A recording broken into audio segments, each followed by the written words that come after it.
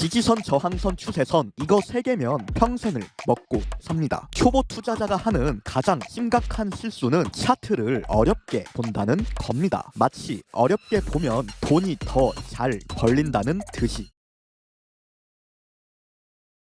네, 반갑습니다. 베이지컬리입니다. 오늘의 차트 강의는 지지선, 저항선, 추세선입니다. 아마 차트를 처음 배울 때 이것들을 가장 먼저 접하게 될 텐데요. 가장 먼저 접하게 된다는 건 가장 중요하다는 의미이기도 합니다. 마치 복싱에서 줄넘기가 가장 중요하듯 말이죠. 그런데 아이러니하게도 많은 분들이 지지선, 저항선, 추세선을 가장 중요하게 생각하지만 실제로는 잘 활용하고 있지 않습니다. 왜 그런가 봤더니 크게 2가지 이유가 있더군요. 첫 번째 유형은 지지선, 저항선, 추세선 같은 너무 쉬운 기술로는 돈을 벌 수 없다고 생각하는 유형입니다. 그래서 자꾸만 차트를 어렵게 보려고 하고 어려운 기술을 배우려고 하고 특별한 비기를 찾으려고 하죠. 두 번째 유형은 지지선, 저항선, 추세선이 중요하다는 건 아는데 아직은 미숙해서 잘 못 보는 유형입니다. 그런데 보통 두 번째 유형이던 분들도 나중에 다 배우고 나면 첫 번째 유형으로 가더라고요. 악순환이죠. 그래서 이 첫 번째 유형과 두 번째 유형의 사람들은 결국에는 지지선, 저항선, 추세선을 제대로 활용하고 있지 않습니다. 그런데 이분들이 한 가지 간과한 게 있죠. 대체 왜 메이웨더는 은퇴하기 직전까지 줄넘기 연습을 했으며 왜 고듬 램지가 주방 청소에 목숨을 걸고 왜 손흥민은 7년을 기초 훈련만 했는지. 그러니까 세계적 명인들은 전부 기본기 하는데 이제 막 첫 걸음을 뗀 사람들은 기본기를 무시하고 있다는 거죠. 그래서 말씀드리겠습니다. 전업투자 8년차가 알려주는 차트 기본기 이제부터 시작합니다.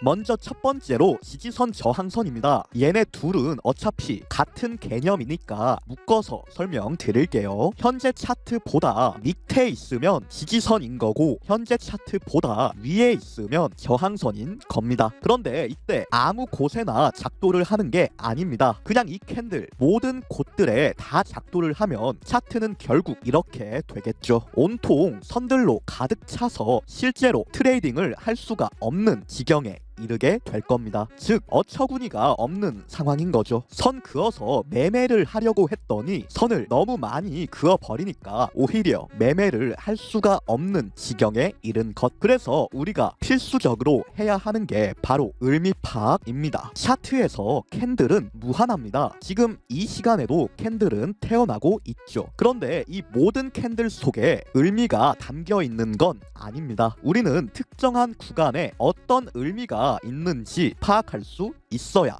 합니다. 예를 들면 이 자리 조정도 없이 올라가다가 처음으로 조정을 받은 자리의 저점이라는 의미가 있습니다. 그러니까 작도를 해둘만 하죠. 아무 자리가 아니니까. 그리고 이 지지선을 이탈하니까 급락을 했고 다시 되돌아왔을 때도 리테스트 저항을 받았습니다. 다시 돌파하니까 더 올라가고요. 즉 이 선 하나만 잘 작도를 했어도 이거 하락하는 거 파악하고 여기서 저항 받는 거 파악하고 돌파하고 더 올라가는 것을 파악할 수 있었던 거죠. 여기도 한번 보겠습니다. 이 지점이 조금 특이합니다. 1시간봉 캔들 한 개로 마이너스 8%를 하락했는데 그 중에서 다시 4%를 말아 올렸습니다. 1%, 2%도 아니고 비트코인 4%를 말아 올린다. 무언가 좀 특이하죠. 개미가 만들어낼 수 있는 캔들 종류가 아닙니다. 그럼 이 긴 꼬리 저점에 작도를 해둡니다. 그리고 나중에 봤더니 터치하니까 반등하고 터치하니까 반등을 하죠. 그러니까 이런 추측이 가능한 거죠. 모종의 세력이 여기서 물량을 받아 먹었고 이 선을 지켜야만 하는 이유가 있는 것. 그리고 실제로 비트코인은 12%를 더 올라갑니다. 여기도 보세요. 쌍고점 패턴을 형성합니다. 그리고 패턴의 중심부는 여기죠. 그럼 이 자리가 터지면 사람들은 사람들은 물량을 던질 겁니다. 쌍고점 패턴이 무서우니까. 그러면 나도 이 쌍고점 패턴이 터지는 자리에서 매도를 하면 이 추가적인 하락은 피할 수가 있는 거죠. 여기도 볼게요. 삼각수렴 패턴이 있습니다. 그리고 삼각수렴을 이루는 중간 고점, 이 중간 고점에 저항선 작도를 해봤습니다. 그랬더니 도달하니까 처음에 저항을 받고 돌파하니까 더 크게 올라가죠. 중요하게 쓰인 모습. 그래서 이렇게 보시는 것처럼 지지선, 저항선 작도는 아무 곳에나 하는 게 아닙니다. 내가 그은 선이 어떤 의미를 가지고 있는지 생각해 봐야 하는 거죠. 이때 대표적으로 5가지를 고려해 볼 수 있습니다. 특별한 사건이 발생한 자리인지, 다이버전스가 발생한 자리인지, 차트 패턴이 발생한 자리인지, 캔들 패턴이 발생한 자리인지, 다우 이론 주요 자리에 해당하는지 등. 만약에 내가 어떤 선을 작도했는데 그 선에 대한 구체적인 설명을 할 수가 없다. 그런 작도는 피해야 하는 겁니다. 나 스스로를 설득시킬 수 없는 분석은 무용지물인 법입니다. 그리고 여기서 꿀팁 2가지를 말씀드릴게요. 첫 번째 꿀팁 보시면 이 수평선이 왼쪽으로 가지는 않고 오른쪽으로만 가게 해놨어요. 일부러 이렇게 설정을 했습니다. 왜 그렇냐면 왼쪽에 있는 건 볼 필요가 없기 때문입니다. 자 보세요. 제가 이렇게 왼쪽까지 가게끔 설정을 했어요. 그러면 여기에 있는 과거 차트로 트레이딩을 할 수가 있나요? 못합니다. 이미 지나간 차트라서. 그래서 저는 오른쪽으로만 가게끔 설정을 합니다. 항상 여기 왼쪽에 있는 도구를 클릭하면 가로줄이랑 가로빛이 있는데 가로줄은 왼쪽 오른쪽 다 끝까지 가는 거고 가로빛은 오른쪽으로만 갑니다. 저는 가로빛만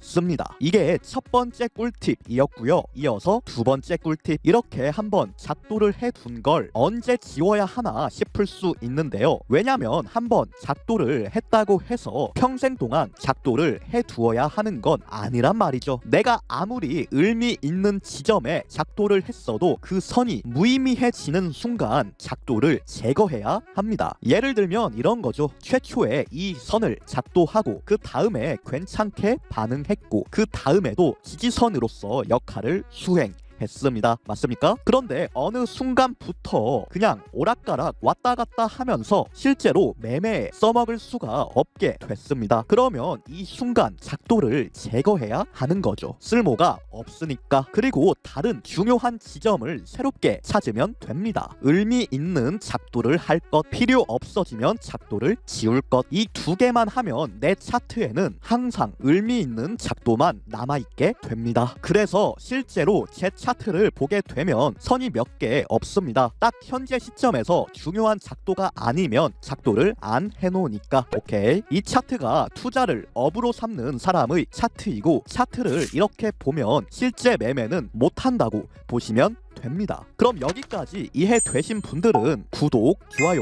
한 번씩 부탁드립니다. 통계상 47.2%의 분들이 구독을 누르지 않는다고 합니다. 이번 한 번만 눌러주세요. 그래야 제가 기분이 좋습니다. 그럼 내용 이어가 볼게요. 자, 이번에는 추세선 이야기입니다. 추세선도 어렵게 생각할 거 없어요. 딱 3가지 개념만 이해하시면 됩니다. 추세선을 이루는 3가지 개념, 기준점, 형성점, 도달점입니다. 추세선은 2개의 선만 있으면 작도가 가능합니다. 여기랑 여기를 연결해서 추세선을 작도할 수가 있죠. 그럼 여기서 이 첫 번째 지점을 기준점이라고 부릅니다. 그런데 기준점만으로는 추세선 작도가 불가능하죠. 그래서 필요한 게 바로 2번째 지점입니다. 여기가 형성점. 그러면 이렇게 기준점과 형성점을 연결해서 추세선 작도까지는 일단 된 건데 이때 한 가지를 더 고려해야 합니다. 이 상태로는 이 추세선이 중요한지 안 중요한지 알 수가 없다는 거죠. 왜냐면 만들어지고 한 번도 닿은 적이 없으니까. 그래서 검증이 안 된 추세선을 2점 추세선이라고 부릅니다. 부릅니다. 뭐 이 터치라고 해도 되고 이 점이라고 해도 되고 그거는 여러분들 마음대로 하세요. 아무튼 이 점 추세선 상태로는 검증이 안 됐다. 그래서 다음 점이 필요하다. 어떤 거죠? 도달점입니다. 추세선이 만들어지고 실제로 도달한 지점,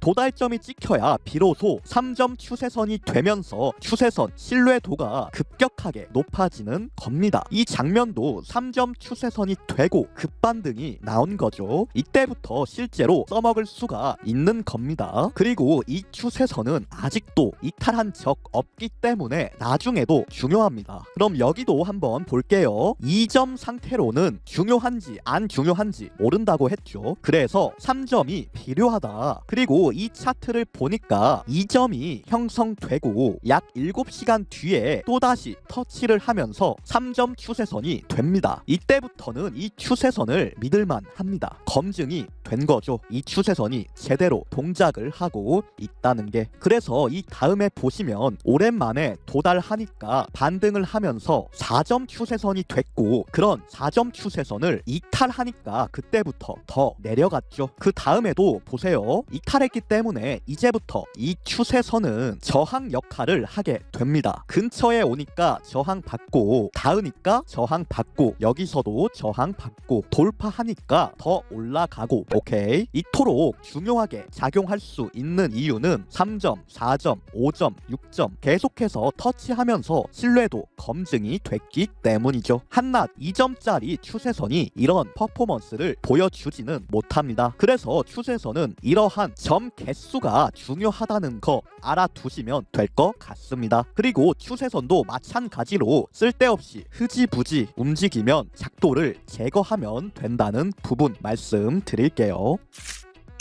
자, 그러면 영상 요약해 보겠습니다. 첫째, 지지선과 저항선과 추세선은 기본적이지만 그만큼 매우 중요하다. 기본적이라는 말은 쉬워서 기본적인 게 아닙니다. 최소한의 허들인 겁니다. 복싱에서 줄넘기부터 하는 이유, 그게 최소한의 허들입니다. 그것도 못하면 복싱하지 말라는 뜻이죠. 그리고 그 허들을 넘었다고 이제 연습을 안 해도 되는 게 아니고 그건 항상 기본으로 깔고 가야 한다는 겁니다. 그래서 그게 기본인 겁니다. 둘째, 작도하는 지점의 의미를 파악하고 구체적인 이유를 설명할 수 없다면 작도하지 말 것. 나 자신조차 설득할 수 없는 분석은 할 필요가 없겠죠. 셋째, 쓸모 없어진 작도는 제거한다. 그럼 차트에는 항상 쓸모 있는 선들만 남게 된다. 넷째, 추세선은 세 가지만 알면 된다. 기준점, 형성점, 도달점. 그리고 도달점이 안 찍힌 추세선은 아직 못 믿는다. 도달점이 찍히면 그때부터는 믿을 수 있다. 오케이. 그럼 오늘도 시청해 주셔서 감사드립니다. 차트 쉽게 배우는 채널 베이지컬리였습니다. 감사합니다.